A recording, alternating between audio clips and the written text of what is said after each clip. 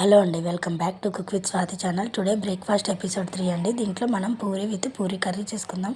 Puri curry ఇప్పుడు అందరూ చోలే మసాలా అవన్నీ చేస్తున్నారు కదా, నేను ఓల్డ్ స్టైల్ శనగపిండి కూర చేస్తున్నానండి. ఆయిల్ వేసి గిన్నె పెట్టి ఆయిల్ వేసి కాగిన తర్వాత పచ్చిమిరపకాయలు, కరివేపాకు, తాలింపు గింజలు వేసి అవి వేగిన తర్వాత ఉల్లిగడ్డలు నేను చూపించిన విధంగా పొడుగ్గా కట్ చేసుకోవాలండి. పొడుగ్గా కట్ చేసుకొని కొంచెం సేపు మగ్గనివ్వాలి. కొంచెం సేపు మగ్గిన తర్వాత ఉప్పు వేయండి. ఉప్పు వేస్తే ఇంకా త్వరగా మగ్గుతాయి. ఉప్పు వేసి మగ్గిన తర్వాత వాటర్ పోసి మూత పెట్టేయండి. ఈలోపు మనం శనగపిండి కలుపుకుందాం. శనగపిండి చాలా కలపొద్దండి. 5 మెంబర్స్కి నేను చేస్తున్నాను. ఒక 3 స్పూన్స్ వేసానండి. 3 స్పూన్స్ వేసి ఉండలు లేకుండా మంచిగా వాటర్లో శనగపిండి మంచిగా కలుపుకోవాలి. ఉండలు లేకుండా కలుపుకొని అలా ఉంచుకోండి. ఈలోపు ఉల్లిగడ్డలు మగ్గిన తర్వాతే వేయాలి ఆ శనగపిండి వాటర్ మిశ్రమాన్ని. ఈలోపు మనం పూరికి పిండి కలుపుకుందాము. పూరికి గోధుమ పిండి, నేను దేనికైనా గోధుమ పిండే వాడతానండి. ఆటా పిండి, మైదా పిండి వాడము. ఈ గోధుమ పిండితోటే పూరీలైనా చేసుకోండి, మంచిది. కొంతమంది ఆటా పిండి లేదంటే మైదా పిండితో చేసుకుంటారు పూరీలు. లేదండి, మీరు గోధుమ పిండితోటే పూరీలు చేసుకోండి, మంచిగా వస్తాయి. హెల్త్కి కూడా మంచిది. మైదా పిండి, ఆటా పిండి తినకూడదు పూరీలు. ఈ పిండి మంచిగా మెత్తగా కలుపుకున్నాక చపాతీకి ఎలా అయితే ఒత్తుకుంటూ కలుపుకుంటామో అలాగే కలుపుకోవాలండి. పూరీ పిండికి కూడా మెత్తగా ఎంత స్మూత్గా వెళ్ళిపోతుంది. మీకు పావేటప్పుడు గట్టిగా ఉండకూడదండి. గట్టిగా ఉంటే చపాతీ పొంగదు, క్రిస్పీగా అప్పడాల్లాగా వస్తుంది.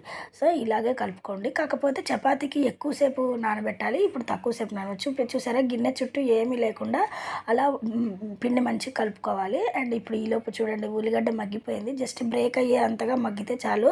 75% మగ్గితే చాలు, 100% మగ్గక్కర్లేదు దాంట్లో. ఎందుకంటే శనగపిండి పోసినా కూడా ఇంకొంచెం సేపు శనగపిండి ఉడికేలోపు ఉల్లిగడ్డలు కూడా మళ్ళీ ఉడుకుతూ ఉంటాయి. సో 75% మగ్గిన తర్వాత ఈ శనగపిండి మిశ్రమాన్ని పోసేయండి. మధ్యలో ఫ్రీక్వెంట్గా కలపాలండి శనగపిండి కూరని. కలిపితేనే అది అడుగంటకుండా మొత్తం పచ్చి వాసన పోయేంతగా పూర్తిగా బాయిల్ అవుతుంది. లేదంటే అడుగున మాడిపోతుంది, పైన పచ్చిగా ఉంటుంది. కాబట్టి నాకు చేసిన కొత్తలో అలాగే అయ్యేది, కలపకపోవడం వల్ల. లాస్ట్కి మొత్తం ఉడికిపోయాక లాస్ట్కి కొత్తిమీర, అల్లం వేసి దింపేయండి. దీంట్లో వాము కూడా వేయచ్చండి. వాము క్లిప్ మిస్ అయిపోయింది నాకు.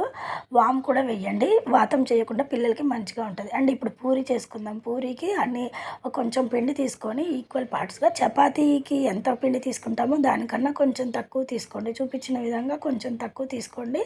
అండ్ మంచిగా బాగా ఫోర్స్గా వత్తద్దండి, లైట్గా వత్తండి. అప్పుడు బాగా ఫోర్స్గా వత్తితే పల్చగా అయిపోయి అప్పడంలాగా వస్తుంది. కాబట్టి నార్మల్గా వత్తండి. చపాతీని నేను చూపించిన థిక్నెస్తో ఉంచుకుంటే పూరి మంచిగా పొంగుతుందండి. చాలామందికి పూరి పొంగదు, ఎందుకో ఏంటో మాకు తెలియట్లేదు అని అంటారు. సో ఇంత థిక్నెస్తో చేయండి. బాగా మందంగా ఉండకూడదు, అలానే బాగా పల్చగా కూడా ఉండకూడదు. మీడియంగా అంత థిక్నెస్తో చేస్తే పూరి గ్యారెంటీ పొంగుతుందండి మంచిగా. చూసారా ఎంత మంచిగా పొంగిందో పూరి. అలాగా మీరు చూడండి, అన్ని పూరీలు అలాగే పొంగుతాయి మా ఇంట్లో. మ్యాక్సిమం అన్నీ అట్లాగే చేస్తాను. ఆ థిక్నెస్ మెయింటైన్ చేస్తే చాలండి, పెద్దగా చాలా కష్టపడాల్సిందేం లేదు దానికి. థిక్నెస్ మెయింటైన్ చేసి అంతగా ఈక్వల్గా ఉండాలి. పూరి అంతా కూడా ఒక దగ్గర ఎక్కువ మందం, ఒక దగ్గర తక్కువగా కూడా ఉండకూడదు. అప్పుడు ఒక దగ్గర పొంగుద్ది, ఒక దగ్గర పొంగదు. చూసారు, ఇది మొత్తం బాల్ లాగా మొత్తం పొంగుతుంది. పూరి పొంగితే బెనిఫిట్ ఏంటంటే ఆయిల్ కూడా నిలవదు పూరి మీద, మొత్తం కిందికి అయిపోతుంది. మనం స్ట్రైనర్లో వేసినప్పుడు ఆయిల్ అంతా కిందికి ఈజీగా దిగిపోతుంది మొత్తం మంచిగా. అప్పుడు ఆయిల్ కూడా ఎక్కువ నిలవదు పూరి మీద. పూరి పొంగితే పూరి చూడటానికి బాగుంటుంది. అండ్ ఇది కూడా ఒక బెనిఫిట్. చూసారా, ఈ అన్ని పూరీలు ఎన్ని కావాలంటే అన్ని ఎంచుకోండి. సర్వింగ్ ప్లేట్లోకి తీసుకొని కర్రీతో సర్వ్ చేయండి, చాలా బాగా తింటారు పిల్లలు.